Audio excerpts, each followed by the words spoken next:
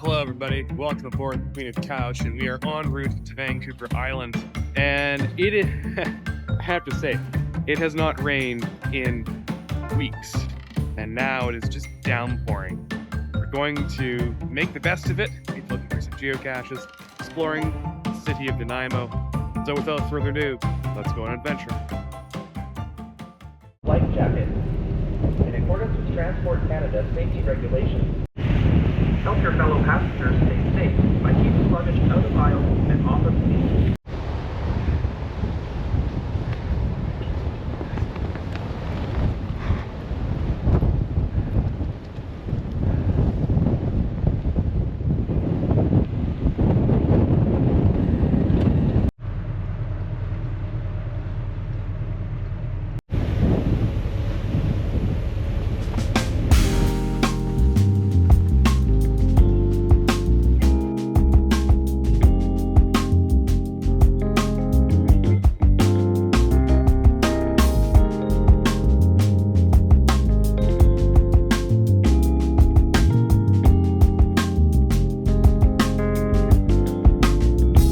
All right, folks, welcome to the area of Brannan Lake here.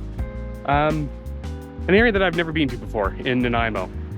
Unbeknownst to me, just to the south of me here, is the Nanaimo Regional Correctional Center, AKA a jail. I'm actually not going to be heading in that direction, but I'm going to be more so heading north up here, largely towards the main mall in the area called Woodgrove Center. Right now we are at a geocache site, and I'm kind of relieved that there is a tool of the trade nearby. Apologies for all the traffic noise down there. That's just the main island highway there that goes from Victoria to Port Hardy. But I think we have spotted something rather peculiar in the tree. What is that? It's actually attached to the stick. Literally a geocache on a stick. Perfect.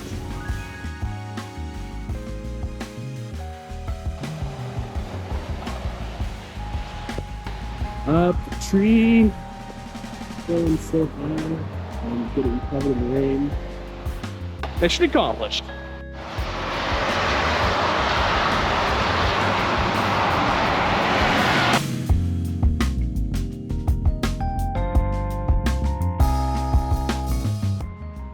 All right, folks, you guessed it.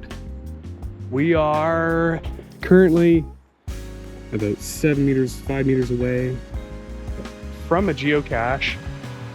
And this particular geocacher, shout out to, I think it's Y-Fly. They like hiding caches way up in trees. And actually, where I live in the lower mainland of Vancouver, I've actually had to buy one of those Frisbee golf retractable disc retriever sets to basically reach way up in trees to reach caches that, you know, I wouldn't be able to get if I didn't have a proper stick with me. So that's my reality now. It didn't used to be like that when I started geocaching, but here we are. It's kind of a trend now. Okay, so I may have stood corrected here. That's without a lid. Oh wait, no, it's with a lid. The lid the lid was so clean, I thought it didn't have a lid. All right, there we have it. A geocache actually on the ground. We never know with these things. Sometimes the cache owner will throw you a curveball. Okay, this is pretty funny. So I'm at this kiosk here, and I'm looking around because there's a geocache somewhere around here. And I look at this notice. It says, "Notice. Do not be concerned if you see someone suspiciously searching this area. They are searching for a geocache nearby. Geocaching is a high-tech treasure hunt using a phone or GPS unit. When they find it, there is a log paper to sign to prove that it was found. For more information, search online for geocaching.com." I wonder if it's here. Maybe it's tucked behind. Oh yes, I see the logbook. Very good, very good. All right, got it signed. I'm gonna put it back.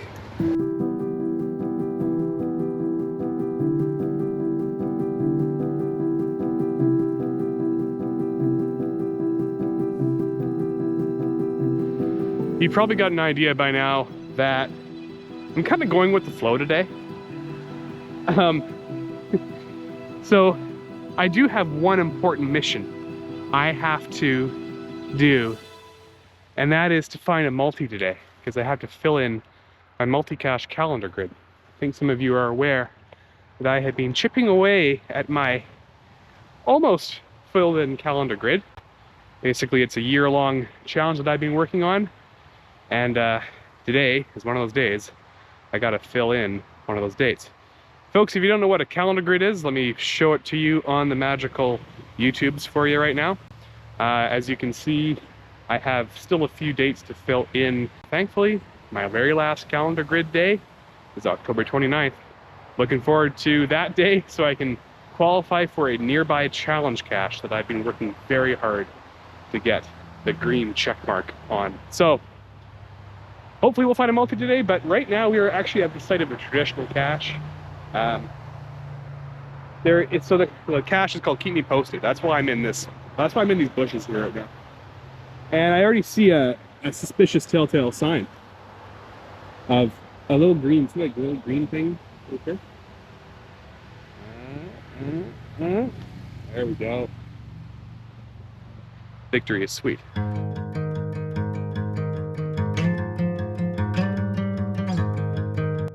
All right, everybody, look both ways before you cross the street, because we're gonna be crossing underneath the Island Highway. Quite a neat tunnel, and with almost every tunnel in this part of the world, a gallery of graffiti, just a full-on gallery. Check it out over here. I hope that this is going to be appropriate. Oh, sorry for all the noise, obviously, but you know, various spray painting options.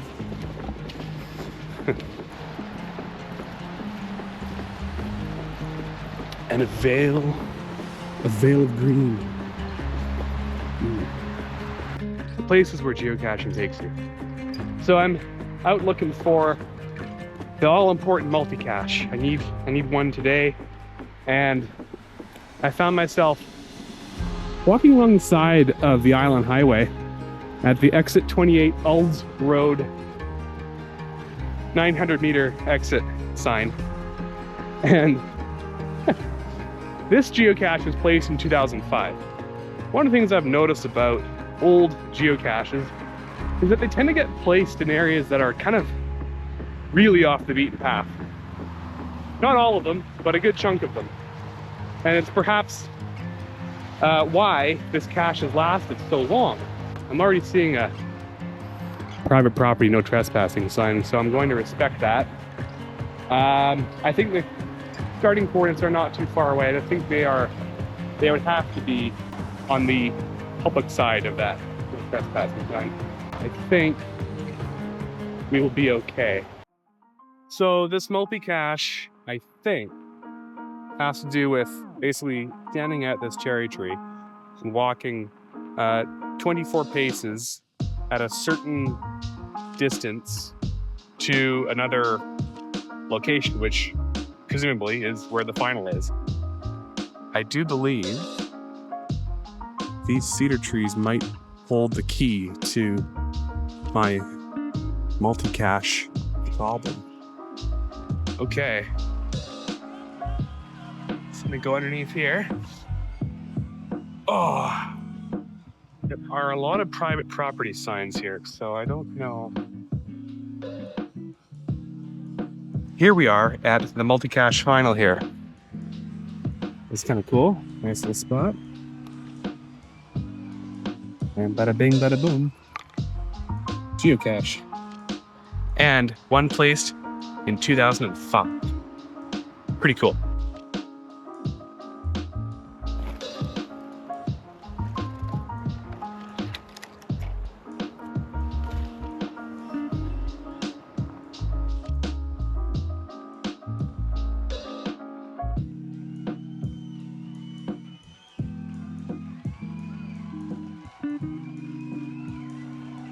Okay, everybody, new challenge. This cache, it has a bit of height to it.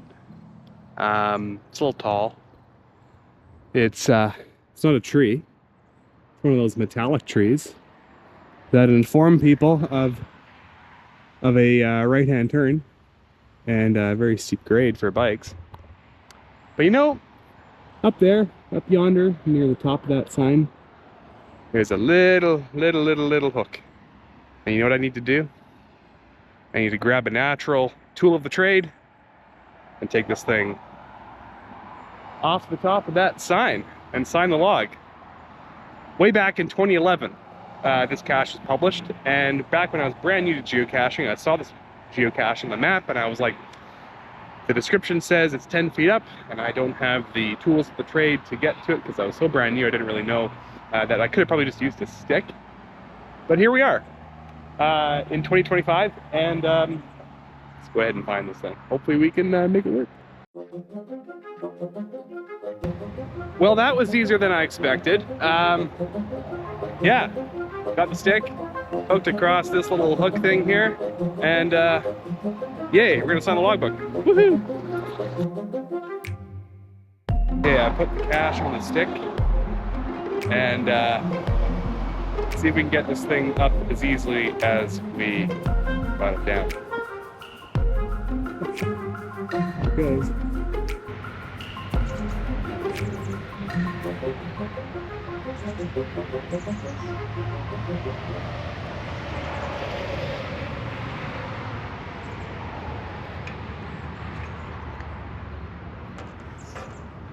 All right, I think we got it up there.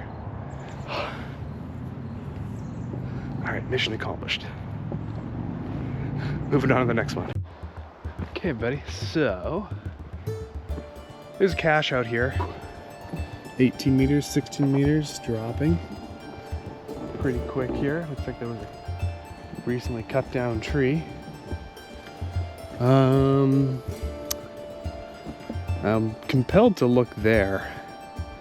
This seems very geocache worthy. Try the backpack. Huh. Gotta do a little bit more searching here. Well, I just had to look up. See it? Right there. Okay, so I'm gonna see if I can bring it down.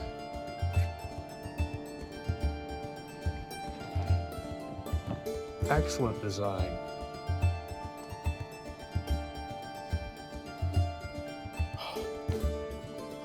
Nice. And a very nice container. It's a Canada themed cache. It's got one of those lays and Canadian flag. And inside, of course, is the geocache, which I will be signing. Very cool. Very, very cool.